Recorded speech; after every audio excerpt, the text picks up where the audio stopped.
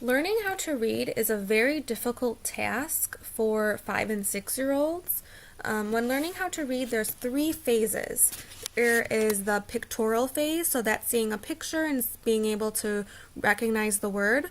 The phonological phase, which is decoding sounds, and the orthographic phase, which is just being able to see a word, recognize it, and read it without even sounding it out. As a first grade teacher, the two phases that are most common in my classroom are the pictorial phases and the phonological phases. There's also several skills involved when learning how to read. Phonological awareness is one that I really focus on a lot as a first grade teacher. So that's just dividing up a word into smaller pieces or chunks or sounds.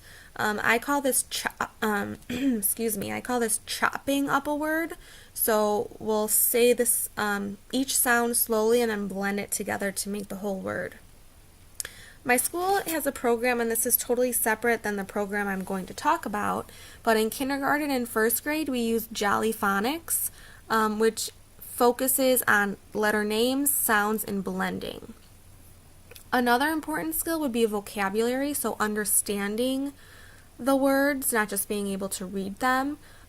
This can be learned through conversations, read-alouds, reading independently. These are things that we also focus on in the program I will talk about in a little bit. Fluency is also very important. I focus on this a lot as well.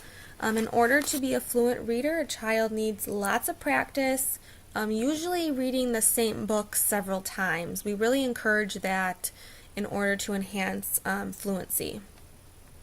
Bonita Bell has done some research, and she has found that the brain needs novelty and repetition in order to learn how to read.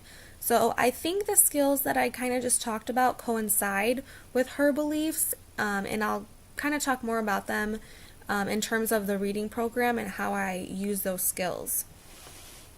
So the reading program that we currently use at my school is called Journeys, and that is published by Houghton Mifflin Harcourt. It's the 2014 edition, and like I mentioned, I'm teaching first grade. So this is totally separate than guided reading or Jolly Phonics that I talked about earlier. This will be my second year using it, and there's kind of a lot of different things going on. It kind of lays out a schedule for you, and we kind of created our own. But what we like to focus on are the words to know, which would be the vocabulary piece, and the spelling words, which would be the phonological awareness piece. We do not give spelling tests at my school, but we still practice those skills. We also focus a lot on comprehension and fluency. So we'll read the story several times with the students, and we'll have them read it on their own in order to get a very good understanding of the story, and also really practice that fluency. There's also target skills that kind of go along with Common Core standards. There might be like a sequencing skill, character traits, genre, so we'll focus on those as well as grammar, conventions, parts of a sentence. That's kind of also in the program. We don't focus as much on those. I think our main focuses are the words to know, so the vocabulary, the phonics or spelling words, and fluency and comprehension. There's also a workbook that goes along with this program, and we'll work on the pages together as a class, or the students will do them independently, but that also kind of helps with the comprehension and practicing of the vocabulary, like using them in a sentence or sorting our spelling words. That's all within the workbook.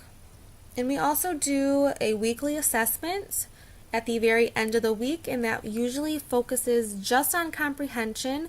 Sometimes we'll do the phonological awareness piece, where we'll have them spell maybe 3 out of 6 of the spelling words that were part of the story. This is actually the last year that my school is using this program. We have a reading committee, and they are in the process of looking for a new program more aligned with the Common Core standards. So it will be really interesting to see if this program is compatible with the neuroscience research and findings that I've been learning all about in this course. So I kind of look forward to doing a separate analysis of that new program once it's in place next year.